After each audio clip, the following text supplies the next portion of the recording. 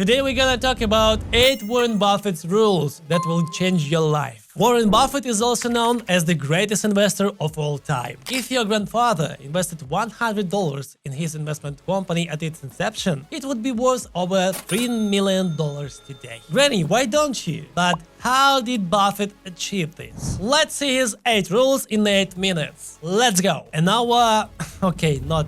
Warren's first rule: intelligence and integrity are the foundation. Warren Buffett explains that when he hires people, he looks for 3 qualities: intelligence, initiative or energy, and integrity. He emphasizes that if a candidate lacks integrity, the first two qualities, intelligence and energy, can be detrimental. Without integrity, Buffett would prefer the person to be lazy and dumb rather than smart and energetic. Second rule: pay attention to the facts, not emotions. Warren Buffett observed that investors often display typical human behaviors. They tend to become highly enthusiastic during bullish market periods and reflected on their past successes by reasoning, I made money last year, so I will make even more this year. Perhaps this time I'll use borrowed money. Alternatively, influenced by a neighbor's success story, they may impulsively decide to join the market. This tendency to look backward persists. When investors witness recent profits, they eagerly increase their investments, thereby driving prices higher. Conversely, if they observe a lack of recent profits, they dismiss the opportunity, regardless of the underlying business fundamentals. This recurring cycle, though surprising, creates significant opportunities for astute investors who can capitalize on market misjudgments and fluctuations. Third rule: buy wonderful business, not cigar butts. Buffett learned from Ben Graham to approach investments quantitatively, seeking out undervalued opportunities. This lesson, imparted in 1949, deeply influenced him search for what he termed cigar butt stocks. This strategy compared investing to finding discarded cigar butts on the street, picking up one with just a puff left, getting that last bit for free, and then discarding it. While this approach can yield profits, Buffett eventually realized its limitations in generating substantial wealth. Instead, he now prefers investing in outstanding businesses at reasonable prices, rather than setting for mediocre businesses at bargain prices. Rule number 4: buy only stocks that you understand. Buffett adheres to a traditional belief that one should only expect to profit from investments they truly understand. For him, understanding goes beyond knowing the product. It involves foreseeing the economic landscape of business a decade or two ahead. He has a clear grasp, for instance, of how Wrigley chewing gum will fare in the future. The advent of the internet won't alter people's gum chewing habits or preferences. With ownership in major gum brands like Double Mint and Juicy Fruit, Buffett anticipates this brand will endure. While he can predict exact figures for Wrigley, his assessments typically align well. This evaluation process falls squarely within his circle of competence, comprehending the business operations, economic dynamics, and competitive landscape. Rule number 5: take the opportunity. Buffett emphasizes that the most significant mistakes he has made stem from not acting on opportunities within his circle of competence, rather than from active missteps. These omissions, where he knew enough to make informed decisions but hesitated, have proven costly for Berkshire, potentially amounting to billions in missed gains. For instance, he regrets passing on the chance to acquire Fannie Mae at a bargain price nearly 2 decades ago, a decision that doesn't reflect in traditional financial reports but carries substantial consequences. He underscores the importance of seizing valuable opportunities, regardless of their scale, likening each financial decision to a precious bunch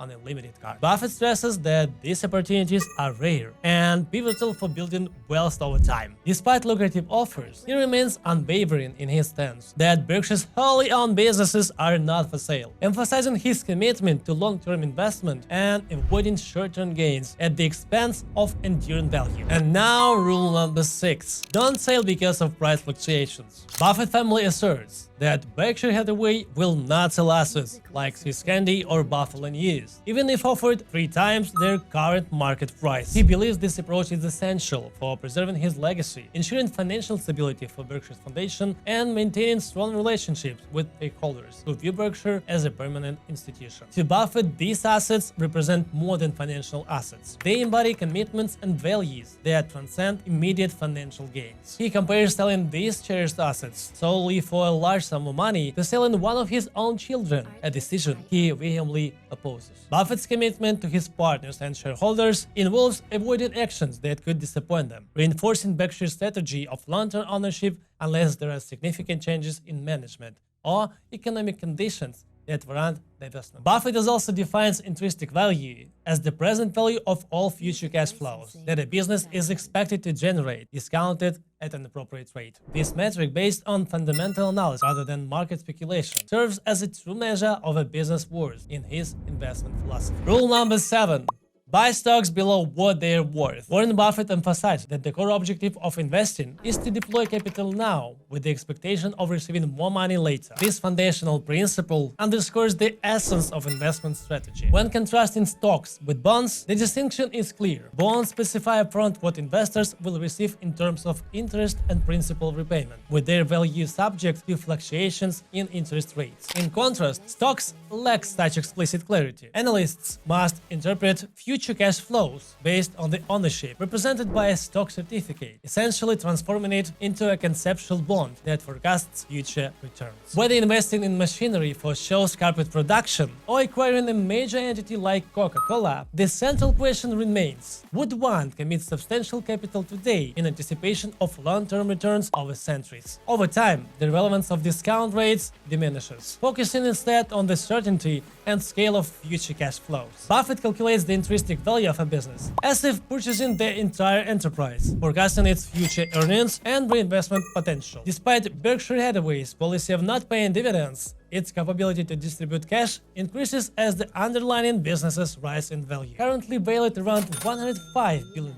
Berkshire assesses whether it can sufficiently distribute cash returns to justify current investments, especially in light of prevailing interest rates. Determining a business' intrinsic value remains critical for Buffett before making investment decisions, a rigorous process aimed at ensuring prudent financial management. And rule from Warren Buffett number 8. If you don't find a way to make money while you sleep, you will work until you die. Obviously, it's true. Without enough passive income or enough savings to pay yourself, you will never be able to retire. But the risk of this will approach zero if you watch our latest video, subscribe to our channel, and leave a like. Let's achieve some wealthy retirement life. Leave your comments below, and there will be a lot more useful content for you. With you was Team Token. See you in the next video. Music licensing reimagined.